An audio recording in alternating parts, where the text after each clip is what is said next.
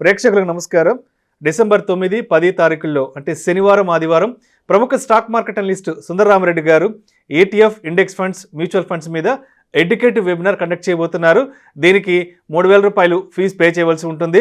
ఆసక్తి ఉన్నవారు ఈ కింద స్క్రోల్ అవుతున్న నెంబర్కు కాల్ చేసి వెంటనే మీ రిజిస్ట్రేషన్స్ను పూర్తి చేసుకోగలరు. సార్ నమస్తే. సార్ నమస్తే అండి. సుందర రామిరెడ్డి గారు, ఇప్పుడు ఒక కంపెనీ గురించి మంచి చెడులు మాట్లాడుకోవాలి అంటే పలానా కంపెనీ మంచి కంపెనీ, పలానా కంపెనీ గొప్ప కంపెనీ అని ఎలాంటి ఫ్యాక్టర్స్ని బేస్ చేసుకొని మనం ఒక నిర్ధారణకు రావచ్చు అంటారు అసలు? సో బేసికల్గా ఫండమెంటల్ అనాలిసిస్లో 2 థింగ్స్ ఉంటాయండి. క్వాలిటీ పారామీటర్లు, క్వాంటిటీ పారామీటర్లు. ఈ క్వాంటిటీ పారామీటర్లు అన్నీ కూడా మనం బ్యాలెన్స్ షీట్ ద్వారా మనం ట్రాక్ చేసుకోవచ్చు. అంటే క్వాలిటీ పారామీటర్లు మాత్రం బ్యాలెన్స్ షీట్ ద్వారా మెజర్ చేయలేము. ఒక ఎథికల్ మేనేజ్మెంట్ అనుకోండి, అది మనకు బ్యాలెన్స్ షీట్లో ఎక్కడ దొరకదనమాట. ఓకే, బ్రాండింగ్, గ్రేట్ బ్రాండింగ్ అనుకోండి, అది బ్యాలెన్స్ షీట్లో ఉండదన్నమాట. అట్లా మనం క్వాలిటేటివ్, క్వాంటిటేటివ్ పారామీటర్ రెండు కంబైన్ చేసినప్పుడు మనకు అది మంచి కంపెనీయా కాదా అని మనకు కనపడుతుంది అనమాట. ఫర్ ఎగ్జాంపుల్, ఒక మంచి కంపెనీకి కావాల్సిన క్యారెక్టరిస్టిక్స్ మనం కనుక చూసామనుకోండి, ఒకటి, it should be profitable always. అన్ని కండిషన్లో కూడా ప్రాఫిట్ ఎక్కువ తక్కువ ఉండొచ్చు కానీ బట్ నిరంతరం ప్రాఫిట్ జనరేట్ చేస్తూ ఉండాలి. వాటిని మనం మంచి కంపెనీస్ అనుకోవచ్చు. రెండు, ఒక కొత్త ఇన్నోవేటివ్ టెక్నాలజీ తోటి మార్కెట్ నిరంతరం అది డిస్టర్బ్ చేస్తుండాలన్నమాట. నిరంతరం అంటే ఉన్న టెక్నాలజీని అప్డేట్ చేస్తూ కొత్త టెక్నాలజీని ఇంట్రొడ్యూస్ చేస్తూ ఉండాలి. అంటే మార్కెట్లో ఇన్నోవేటివ్ ప్రోడక్ట్ లాంచ్ చేస్తూ ముందుకు పోతూ ఉండాలన్నమాట. ఎగ్జాంపుల్, మనం ఏషియన్ పెయింట్స్ చూసామనుకోండి, అది మామూలు పెయింటింగే, బట్ అందులో ఎక్స్ట్రాడినరీ థింగ్ ఏంటంటే ఫస్ట్ ఇండియాలో పెయింటింగ్ ఇండస్ట్రీలో కంప్యూటర్ ఇంట్రొడ్యూస్ చేసింది వాళ్ళే. కంప్యూటర్లో రకరకాలుగా నీకు నచ్చిన కలర్ని నువ్వు డిజైన్ చేసుకోవచ్చు. రెండోది, రీసెంట్గా వాళ్ళు హోమ్ డెకరేటింగ్ ఇండస్ట్రీలోకి ఎంటర్ అయ్యారు.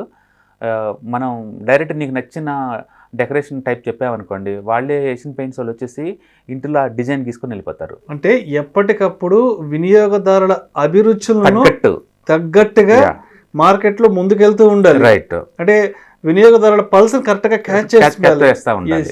ఎందుకంటే ప్లెయిన్గా ఇంత ముందులా రంగేసుకోవట్లేదు. ఇప్పుడు అన్ని గోడలకి ఏంటంటే డిజైన్స్ వచ్చినాయి. వాళ్ళకి నచ్చిన డిజైన్, కొన్ని లక్షల డిజైన్స్ వాళ్ళు ఇంట్రొడ్యూస్ చేశారు రీసెంట్గా. హోమ్ డెకరేషన్ అనమాట. అది పెయింటింగ్తో పాటు మార్జిన్స్ ఎక్కువ ఉండాలి వేరే వాళ్ళతో కంపేర్ చేసినప్పుడు. ఎంత ఎక్కువ మార్జిన్స్ ఉంటే బిజినెస్లో అంత ఎక్కువ మిగులుతుంది. ఇన్వెస్టర్స్ వాళ్ళకి డివిడెండ్లా పంచడానికి కుదురుద్ది అనమాట. సో ఆ బిజినెస్కి మంచి మార్జిన్స్ ఉండాలి. రికరింగ్ రెవెన్యూ నిరంతరం వస్తూ ఉండాలి. నిరంతరం ఒకసారి యాక్టివిటీకి నిరంతరం వస్తూ ఉండాలి. అండ్ ఎప్పుడు ఎక్స్పెక్టేషన్ బీట్ చేస్తూ ఉండాలి. And organic growth, sales growth నిరంతరం ఉండాలి. ఇంటర్నల్గా సేల్స్ గ్రోత్ పెంచుకుంటూ ఎవ్రీ ఇయర్ పోతుండాలి. అంటే కొత్త ప్రోడక్ట్ లాంచ్ చేయడం ద్వారా రెవెన్యూ పెంచుకుంటూ పోవచ్చు అనమాట, సేల్స్ పెంచుకుంటూ పోవచ్చు. అలాగే స్ట్రాంగ్ బ్రాండ్ అయి ఉండాలి, బ్రాండింగ్ రీకాల్ బాగా ఉండాలన్నమాట. అండ్ గ్రోత్ ప్రాబిలిటీ ఎక్కువ ఉండాలి. ఇండియాలో ఏంటంటే 140 కోట్ల జనాభా, నిరంతరం కొత్త హౌసింగ్స్ డెవలప్ అవుతూనే ఉంటాయి.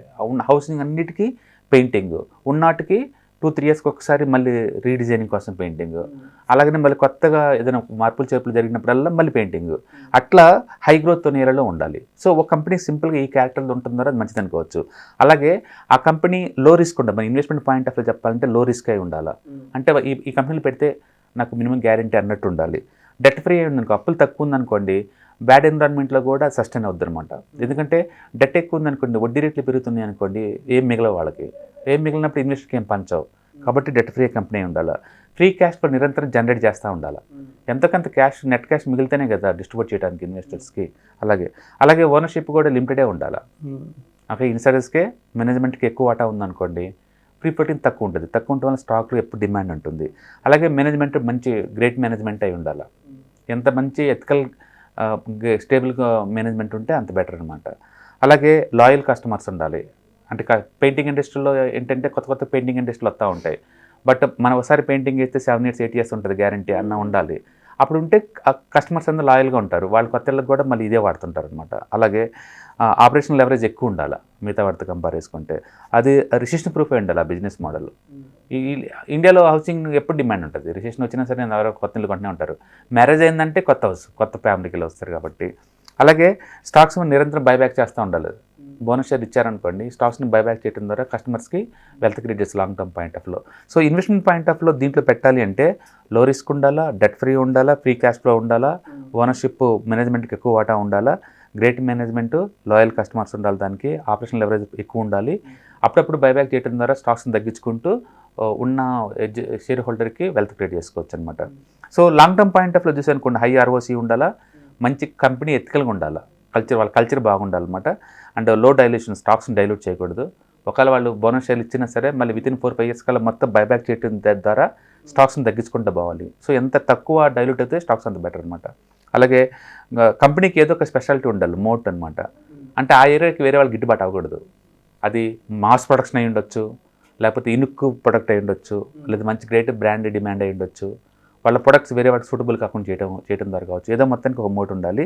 అండ్ స్విచ్చింగ్ కాస్ట్ ఎక్కువ ఉండాలి. ఇక్కడి నుంచి వేరే సైడ్ పోవాలంటే నీ కాస్ట్ ఎక్కువ అయ్యేలాగా ఉండాలి. స్విచ్చింగ్ కాస్ట్ వల్ల ఉపయోగం ఏంటంటే, సపోజ్ ఇప్పుడు మనం ఏదైనా ఛార్జర్ పెట్టామనుకోండి, ఆ ఛార్జర్ దానికే సెట్ అవుతుంది, వేరే సెట్ అవుతుంది అనుకోండి, వీళ్ళు ఇదే కొనాలి, పాడైపోతుంది. వేరే దానికి వెళ్తే మళ్ళీ మొత్తం టోటల్ యూనిట్ కొనాల్సి వచ్చింది అనమాట. అందుకని స్విచ్చింగ్ కాస్ట్ ఎంత ఎక్కువ ఉంటే వీళ్ళకి అంత బెటర్ అనమాట. అండ్ మాస్ ఆపర్చునిటీ ఉండాలి, మార్కెట్ ఎంత ఈజీగా ఎక్స్పాండ్ చేసేలాగా ఉండాలి. అండ్ ప్రైసింగ్ పవర్ ఉండాలి. ఏదైనా పెయింటింగ్ కాస్ట్ ఏదైనా పెరిగినా సరే అది పెంచి అమ్మగలిగేలాగా ఉండాలి. అండ్ ఆప్షనబిలిటీ ఉండాలి. ఇవన్నీ పెట్టడం ద్వారా ఏంటంటే కస్టమర్ పాయింట్ ఆఫ్ వ్యూలో, ఇన్వెస్టర్ పాయింట్ ఆఫ్ వ్యూలో అందరినీ సాటిస్ఫై చేస్తే కంపెనీ ముందుకు పోద్ది అనమాట. కాబట్టి ఒక మంచి బిజినెస్, గ్రేట్ బిజినెస్ మోడల్ అనుకుంటే ఇన్ని పారామీటర్లో కనుక అందరినీ సాటిస్ఫై చేస్తే కనుక those are good business models. అందుకని మనం ఒక కంపెనీ ఒక స్టాక్ మన దగ్గర ఉందంటే ఈ పారామీటర్లు మొత్తం నిరంతరం ట్రాక్ చేస్తూ ఉండాలి. అది అంత ఈజీ ఏం కాదు. అందుకని రిటైలర్స్కి ఏంటంటే సొంతంగా స్టాక్స్ ఉంచుకునే బదులు ఒక మ్యూచువల్ ఫండ్ సీట్లో ఇన్వెస్ట్ చేయడం ద్వారా వాళ్ళు చూసుకుంటారు ఇవన్నీ కూడా. కాబట్టి మనకి పెయిన్ తగ్గిద్ది అనమాట అది. ఓకే, సో ఒక మంచి కంపెనీ అంటే ఈ క్యారెక్టరిస్టిక్స్ అన్నీ ఉంటే that is satisfy as a good company. ఇన్నున్నా సరే మంచి ప్రైస్లో ఎంటర్ అవడం ఇంపార్టెంట్. ఓవరాల్గా మార్కెట్ డిమాండ్ ఉందా, సప్లై ఉందో చూసుకొని డిస్కౌంట్ సేల్ నడుతున్నప్పుడు ఎక్కువ కొంటాం, మళ్ళీ పీక్ లెవెల్లో వాల్యూషన్ ఉన్నప్పుడు కొన్ని అమ్మేయటం, ఇలాంటి షిఫ్టింగ్ చేయడం ద్వారా మనకి ఎక్కువ మనీ గ్యాదర్ చేయొచ్చు. Thank you sir, thank you so much.